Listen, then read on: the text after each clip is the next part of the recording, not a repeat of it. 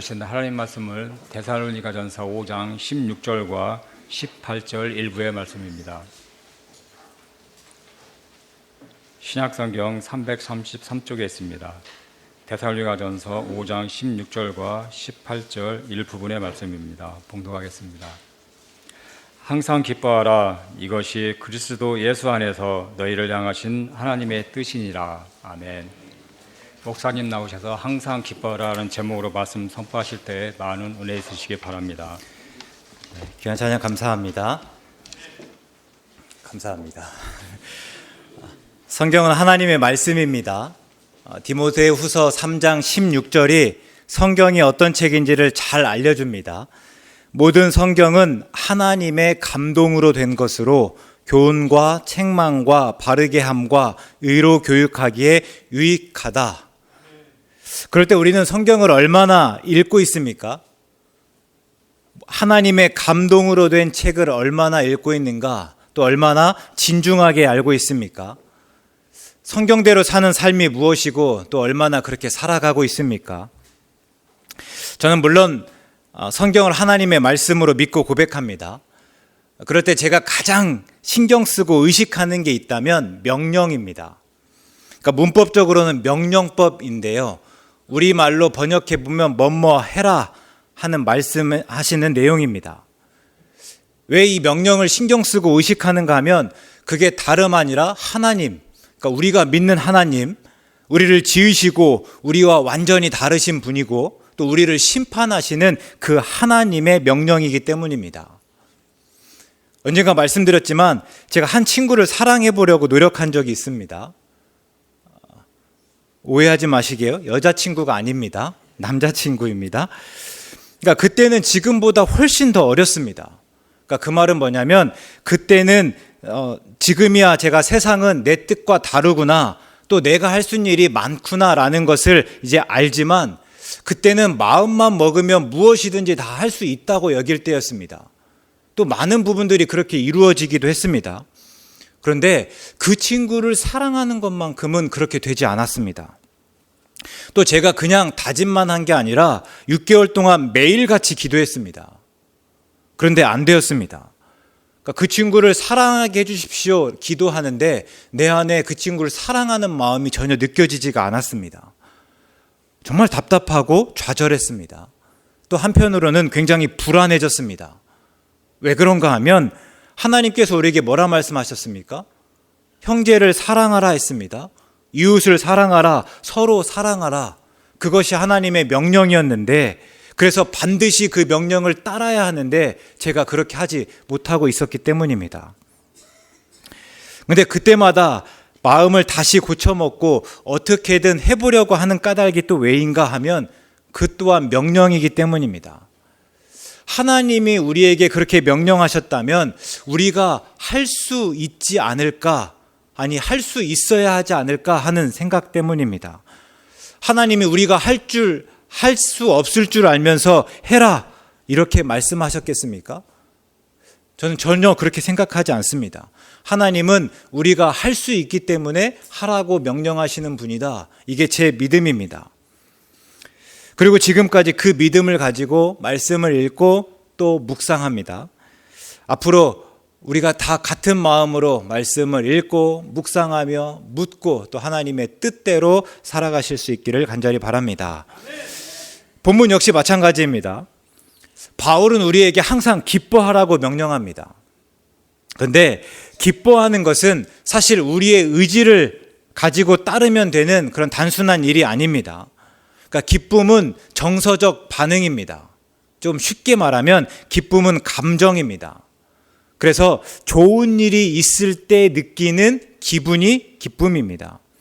그러니까 내가 기뻐해야겠다 마음 먹어서 기뻐할 수 있는 것이 아니라 먼저 기뻐할 만한 일이 있어야 하고 그 결과로 기뻐해지는 것입니다.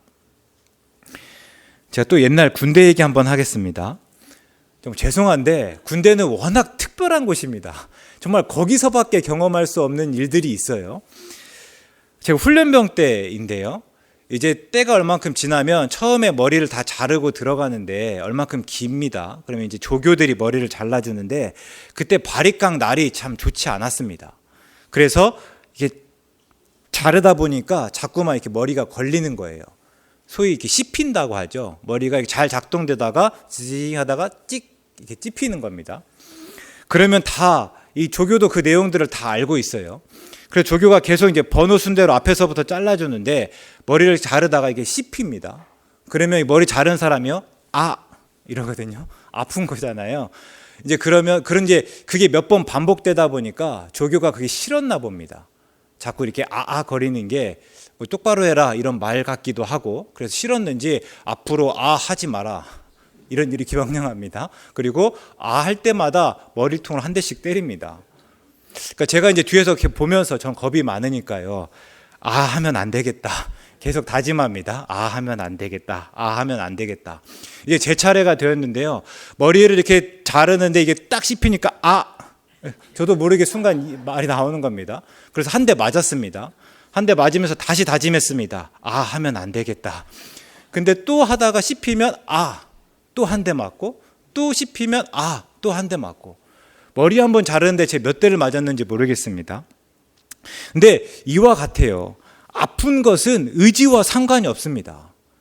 내가 안 아파야지 한다고 안 아프지 않습니다. 그러니까 씹히면 아픕니다. 근데 기쁨이 이와 같습니다.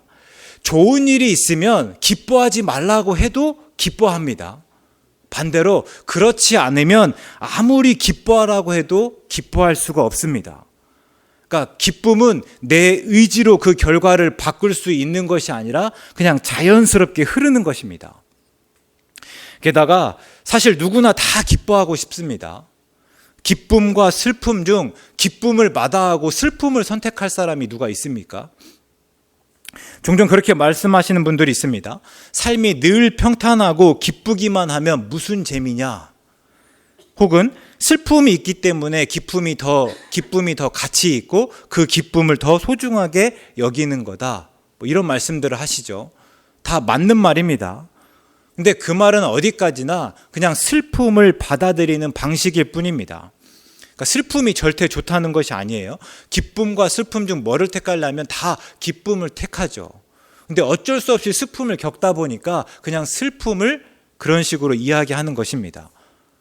그러니까 다 기뻐하고 싶지만 그 방법을 모르는 거죠. 근데 바울이 우리에게 항상 기뻐하라 이렇게 말하고 있습니다. 그럼 바울의 명령을 우리가 어떻게 이해하고 또 어떻게 받아들여야 합니까? 바울의 명령, 더 나아가서는 하나님의 뜻이자 하나님의 명령을 우리가 어떻게 따를 수 있습니까? 오늘은 말씀은 이 고민입니다. 먼저 바울이 항상 기뻐하라 라고 말한 데살로니가 교회, 그리고 데살로니가 교회의 성도의 상황을 한번 보겠습니다. 사도행전 17장에 보면 바울이 제2차 여행 때에 데살로니가로 방문해서 교회를 세웠습니다. 그리고 바울이 처음에는 유대인의 회당에 들어갑니다. 그러니까 바울의 선교는 늘 먼저 유대인에게입니다. 그래서 유대인의 회당이 있으면 유대인의 회당에 방문해서 유대인들에게 복음을 전합니다. 그렇게 새 안식일 동안 성경을 강론하였습니다. 그리고 그동안 유대인들과 또 헬라인 중에서 하나님을 경외하는 사람들, 그러니까 유대교로 개종하진 않았지만 유대교의 생활 방식을 따라서 유대교의 말씀을 따라서 살아가는 사람들에게 복음을 전하였습니다.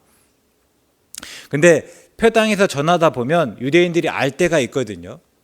저 사람의 말이 우리의 뜻과 맞지 않다라는 것을 알게 됩니다. 그리고 더 이상 회당에 가지 못하죠.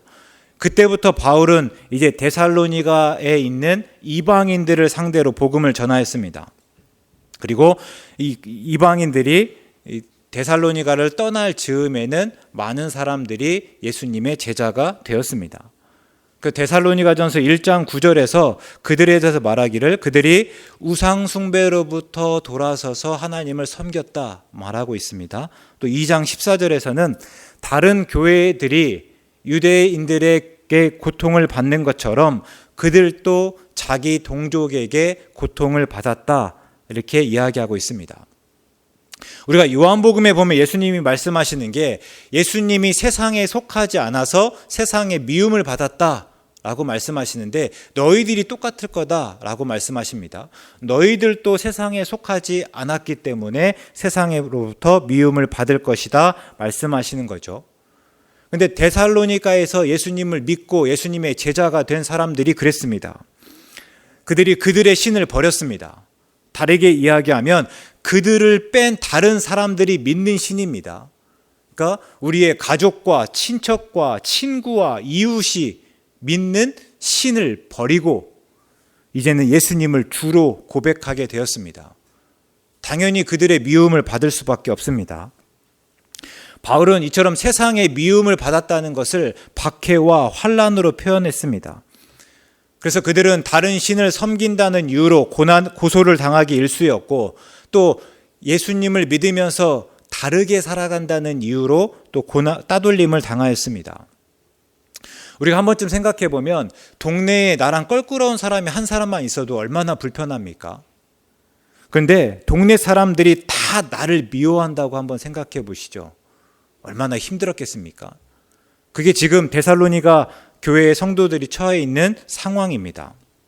그런데 바울이 그런 데살로니가 교회의 성도들에게 항상 기뻐하라 이렇게 명령합니다. 그 말을 듣고 데살로니가 교회 성도들이 얼마나 당황했겠습니까? 그럼 바울은 왜 이렇게 명령했습니까?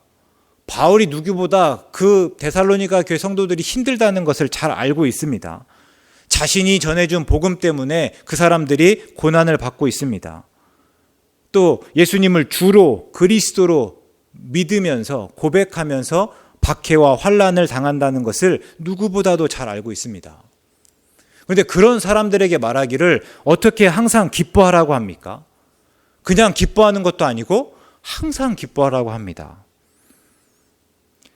그러나 앞에서 말했듯이 우리가 다 이해하지 못하지만 바울은 또 하나님은 할 수 없는 일을 명령하지 않습니다. 그러면 이 명령을 우리가 어떻게 받아들여야 되는가? 우리가 어떻게 이해해야 되는가의 문제죠. 그 답은 예수님 안에서입니다.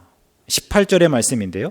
항상 기뻐하라. 이것이 그리스도 예수 안에서 너희를 향하신 하나님의 뜻이니라. 이 말씀을 빌립보서 4장 4절에서는 이렇게 표현했습니다. 주 안에서 항상 기뻐하라. 그러니까 그리스도 예수 안에서 주 안에서 항상 기뻐하라는 것인데 그것은 먼저 예수님을 바라보는 일입니다. 그러니까 내 상황, 즉 고난의 상황에서 눈을 들어서 예수님을 바라보라는 것입니다. 우리 복음 성가 중에 그런 찬양이 있었는데요. 사람을 보며 세상을 볼 때 만족함이 없었다. 그러나 나의 하나님 그분을 볼 때 나는 만족하였다. 그런 거죠.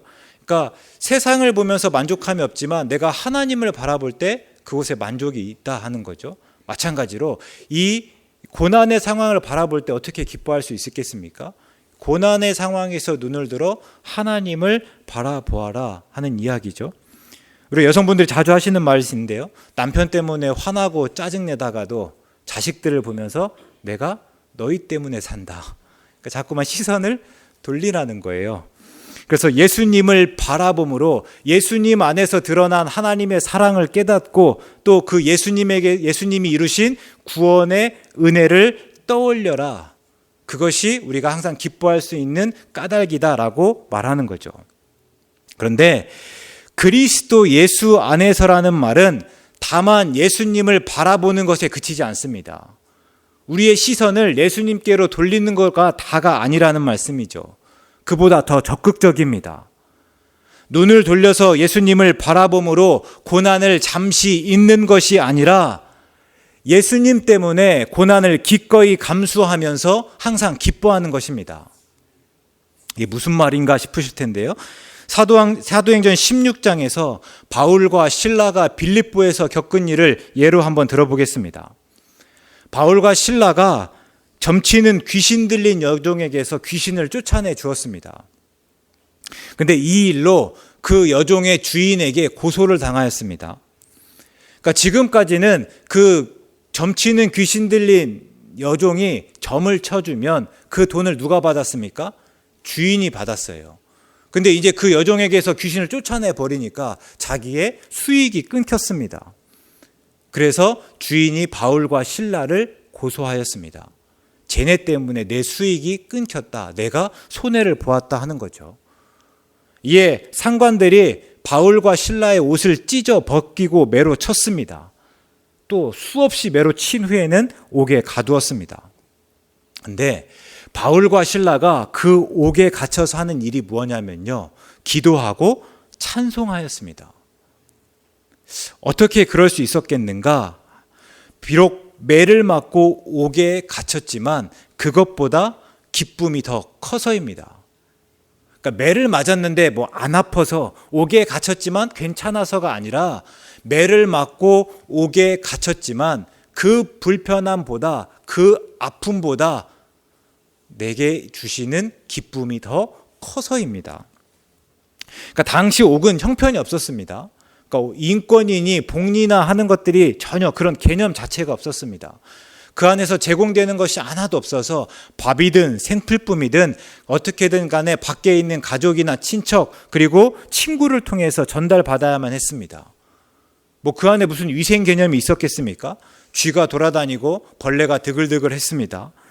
우리 지금 우리나라도 빈대 때문에 많이 이슈가 되는데요. 그 안에 빈대도 득실거렸을 것입니다. 그리고 매를 맞고 그 안에 던져졌습니다. 얼마나 싫었겠습니까? 특별히 바울이나 신라 다 나름 그 귀하게 자랐을 것입니다. 별로 부족함이 없었을 거예요. 근데 지금 그런 상황에 놓였으니 분명 충격이었을 수 있습니다. 근데 지금 그들이 어떻습니까? 그 안에서 기뻐하였습니다. 그러니까 앞에서 이야기대로 보면 고난이 기뻐할 만한 외부적인 자극이 되었습니다. 고난이, 그러니까 우리가 기뻐하려면 좋은 일이 있어야 된다고 했지 않습니까?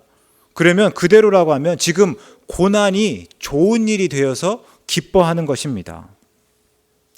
이 내용들을 볼 때 우리가 그동안 놓치고 있었던 중요한 사실을 깨닫게 됩니다.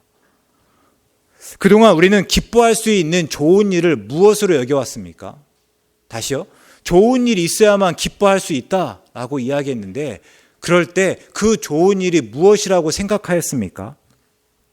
내 뜻을 이루고 좋은 성과를 내고 또 부와 명예를 얻고 또 편안하게 사는 삶이 아니었습니까? 더 많이 가지고 이번 일만 잘 해결되면, 잘 넘어가면 기뻐할 수 있을 거라고 여기며 살지 않았습니까? 그러면서 그럼 고난은 기뻐하는데 장애가 되고, 그래서 기뻐하기 위해서는 어떻게든지 간에 박해와 환난을 피해야 한다고 생각하지 않았습니까? 그런데 바울과 신라를 보니까 그렇지 않습니다. 오히려 기쁨은 고난 속에서 박해와 환난을 통해서 경험되어지고 있습니다. 하버드 의과대학 교수인 로버트 월딩거가 쓴 세상에서 가장 긴 행복 탐구 보고서라는 책이 있습니다. 그러니까 우리말로는 행복 탐구 보고서에서 행복이라는 말이 들어가 있는데 원 제목은 The Good Life입니다. 그러니까 좋은 삶, 좋은 인생입니다. 그래서 이 책이 단순히 어떻게 하면 우리가 행복할 수 있을까, 이 물음에 대해 답하는 것이 아니라 어떻게 하면 우리 삶을 좋은 삶으로 만들 수 있을까, 어떻게 하면 우리가 좋은 인생을 살아갈 수 있을까, 이것을 묻고 거기에 대해 대답합니다. 그럴 때 저자가 먼저 좋은 삶이라고 해서 기쁜 일, 즐거운 일로만 가득 차 있지 않다 하는 사실을 먼저 강조하고 있습니다. 우리가 좋은 삶, 좋은 인생이라고 하면 기쁜 일, 즐거운 일이 많을 것 같고 그렇기만 할 것 같은데, 저자는 그게 아니라는 것부터 말하고 시작합니다. 그러니까 좋은 삶은 기쁘지만 즐겁지만 한편으로는 여러 가지 난관으로 가득 차 있습니다. 사랑이 넘치지만 고통스러울 때도 참 많습니다.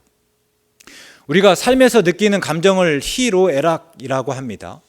그럴 때 좋은 삶이라고 해서 희락만 있을 수 없고 또 희락만 있어서도 안 된다 하는 이야기입니다. 노애가 있어야 하고 또 그렇다라는 것을 분명히 말하고 있습니다. 무엇보다 좋은 삶은 원하는 결과를 단번에 얻어내고 그것을 누려가는 게 아니다. 오히려 좋은 삶은 과정이다라고 이야기합니다. 과정이다 보니 그 안에는 혼란이 있고 부담이 있고 투쟁이 있고 실패가 있고 좌절이 있습니다. 그래서 아무리 좋은 삶이라고 해도 사는 것이 만만치 않다 이야기하죠. 그러면서 저자가 결론을 이렇게 맺습니다. 좋은 삶은 우리 인생을 힘들게 하는 것들을 통해서 완성됩니다. 그러니까 우리가 생각할 때 좋은 삶은 우리를 힘들게 하는 것들을 피해야 된다고 생각하잖아요. 근데 저자가 뭐라고 한다고요? 좋은 삶은 우리를 힘들게 하는 것들을 통해서 완성된다. 우리를 힘들게 하는 것들을 통해서 주어진다, 얻어진다 라고 이야기합니다. 다시 바울과 실라의 예를 들어보겠습니다. 예수님을 믿는다고 해서 늘 좋은 일만 있지 않았습니다. 복음을 전하는 일은 분명 복된 일입니다. 근데 복음을 전할 때에 그들이 복만 받고 꽃길만 걷지 않았습니다.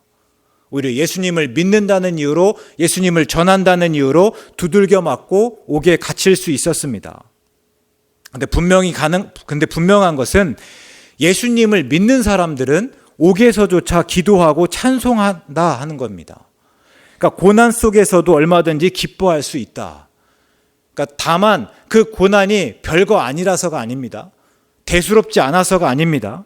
다만 그 고난보다 더 크고 좋은 일, 더 큰 기쁨이 있기 때문입니다. 그래서 이후에 바울은 고난을 피하지 않고 고난으로 좌절하거나 두려워하지 않았습니다. 옥에 갇히는 것은 물론이고 수없이 맞고 또 여러 번 죽을 뻔하였지만 끝까지 복음 전하기를 포기하지 않았습니다. 왜요? 그렇게 복음을 전할 때 힘들지만 그때 얻는 기쁨이 더 크기 때문입니다. 분명 바울과 실라가 예수님을 믿지 않고 그래서 예수님을 전하지 않았다면 그들은 별다른 고난이 없이 살았을 수 있습니다. 그러나 만약 그들이 그렇게 고난이 없었다면 그들은 두들겨 맞고 옥에 갇혀서조차 기도하고 찬송할 만한 그 기쁨을 또 알지 못하였을 것입니다. 결국 예수님 안에서 항상 기뻐하라는 바울의 명령은 데살로니가 교회 성도들의 처지와 형편이 좋아서가 아닙니다. 그러니까 너희는 그 정도면 충분해. 그 정도면 얼마든지 기뻐할 수 있으니까 항상 기뻐하라. 바울이 이렇게 말하는 것이 아닙니다. 또 그 고난이 지금은 있지만 조금만 있으면 다 사라질 거야. 그러니까 기뻐하라 하는 말도 아닙니다. 예수님을 그리스도로 고백하는 한 그 고난은 언제든지 계속될 것입니다. 그러나 예수님을 바라보고 그럼에도 불구하고 예수님의 뜻을 좇을 때에 그 고난보다 더 큰 기쁨을 경험하고 그래서 항상 기뻐할 수 있다 하는 이야기입니다. 그러고 보면 주위에 바울의 명령을 따라서 항상 기뻐하는 사람들이 꽤 많습니다. 예수님을 믿으면서 힘들고 손해보고 해코지를 당하지만 그러나 예수님 안에서 또 예수님 때문에 예수님을 통해서 주시는 기쁨으로 그 모든 상황을 기꺼이 감수하고 또 이기는 사람들입니다. 제가 아는 한 분이 계시는데요. 사업하시는 분입니다. 업계의 관행을 따라서 적당히 속이고 조금만 세상적인 수를 쓰면 얼마든지 쉽게 빨리 많은 돈을 벌 수 있습니다. 근데 그분이 예수님을 믿는다는 이유로 그렇게 하지 않습니다. 그래서 늘 어렵습니다. 또 멀리 돌아가면서 돈을 조금 법니다. 비슷한 이유로 다른 분은 조건 좋은 직장 또 좋은 직위를 다 포기했습니다. 이분이 착실하게 직장 생활하다 보니까 이제 내가 어느 정도 직위가 올라가니까 여기서는 내가 생각하는 그 바른 방향대로 일해서는 안 되는 거예요. 얼만큼 올라가니까 또 다른 사람들에게 여러 가지로 또 이렇게 접대해야 되는 일도 있고 부정을 또 해야 되는 일들이 여러 가지 상황들이 생기는 겁니다. 근데 내가 이렇게 신앙생활하면서 이렇게 일할 수는 없겠다 싶어서 그분이 그 모든 것 다 내려놓았습니다. 그리고 퇴직하셨습니다. 또 어떤 분은요, 식당을 운영하시는데 제 고춧가루 이야기를 말씀하신 적이 있어요. 국내산에 중국산 고춧가루를 조금만 좀 섞었으면 재료비를 훨씬 낮출 수 있다는 거예요. 그렇다고 못 먹을 것도 아니지 않습니까? 뭐 중국산 고춧가루라고 해서 먹으면 안 되는 뭐 독극물이지는 않고, 또 그게 크게 잘못된 일은 아니라고 생각할 수 있는데, 내가 하나님 앞에서 바르게 정직하게 장사하기로 다짐했는데 그렇게는 못하겠다 하는 거죠. 그러면서 그런 유혹들을 물리치십니다. 근데 재미있는 거는요, 제가 그분들에게 다시 묻습니다. 그러면 또 기회가 있다면 그러면 다르게 한번 살아보시겠습니까? 그냥 조금 이렇게 한번 해보시겠습니까? 아니요, 다들 그렇게 고개를 절레절레 흔듭니다. 아니라는 거예요. 내가 똑같은 상황에 있을 때마다 언제든지 나는 지금처럼 결정하고 살아가겠습니다. 왜 그러냐고 물어보니까요, 그렇게 살아갈 때 주시는 기쁨과 평안이 있다라는 거예요. 근데 그런 분만입니까? 오늘 봉사하시는 분들 한번 생각해 보시죠. 안내 봉사하시고, 또 식당 봉사하시고, 차량 봉사하시고, 또 강단장식 하시고, 또 찬양대로 서시는 분들 보시면요, 이분들이라고 뭐 쉬고 싶지 않겠습니까? 이분들이라고 뭐 체력이 남아 돌겠습니까? 하루 24시간씩 일주일을 똑같이 살았습니다. 그러니까 똑같이 힘듭니다. 그러면 왜 여기 이러고 있겠습니까? 그게 예수님의 몸이신 교회를 세우는 일이기도 하지만 동시에 힘들지만 봉사하고 찬양하며 하나님을 기쁘시게 할 때 얻는 그 기쁨이 내가 지금 조금 고생하는 것보다, 힘든 것보다 훨씬 더 크기 때문입니다. 힘듦 속에서 그 힘듦보다 더 큰 기쁨을 맛보기 때문입니다. 그리고 그게 주 안에서 항상 기뻐할 수 있는 이유이고 까닭입니다. 물론 제 아내가 제안하고 주도하겠는데, 이번에 어떻게 대림절을 보내고 또 성탄절을 맞을까, 특별히 예수님의 오심이 더 많은 사람에게 기쁨이고 평화면 좋겠다라는 마음으로 우리가 무엇을 할 수 있을까 고민하다가 보육원 아이들에게 선물을 보내는 일을 찾았습니다. 그래서 인터넷을 통해서 전북 지역 보육원을 소개받고, 또 그 보육원에 있는 세 친구의 이름과 그 친구들이 원하는 선물 목록을 받아서 준비하고 포장하고 보내는 일들입니다. 당연한 말이지만 이렇게 하려면 돈이 듭니다. 그러니까 많은 돈은 아닐 수 있지만 그 돈이면 저희 가족이 뭐 근사한 데 가서 외식하면서 나름 성탄절 분위기를 낼 수 있습니다.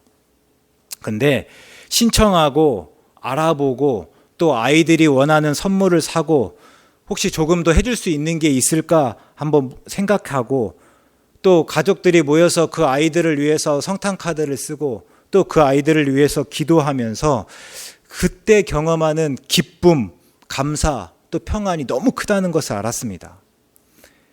그러니까 얼만큼 부담처럼 여기고 의무처럼 여기면서 시작했습니다. 그러니까 이런 기쁨과 평안을 기대하지 못했습니다. 그런데 그 일을 하다 보니까 내가 내 것을 포기하는 줄만 알았는데, 내가 하고 싶은 것을 안 하는 줄만 알았는데, 그 일을 통해서 얻는 기쁨과 평안이 그것보다 훨씬 크다 하는 거예요. 물론 외식하면 좋습니다. 근데 외식할 때의 기쁨, 즐거움과는 비교조차 할 수 없습니다. 어떻게 항상 기뻐할 수 있는가를 분명히 혹은 새롭게 아는 계기가 되었습니다. 그래서 기쁨은 우리가 생각하는 좋은 일을 통해서만이 아니라 때로는 내 것을 포기하고 수고하고 불편을 참고 고난마저 기꺼이 감수하고 감당할 때 주어집니다. 그리스도 예수 안에서, 주 안에서 항상 기뻐하는 일은 여전히 물론 어렵지만 얼마든지 할 수 있습니다. 하나님은 우리가 하지 못하는 일을 명령하시는 분이 아닙니다. 그 대림절을 지나면서 항상 기뻐하십시오.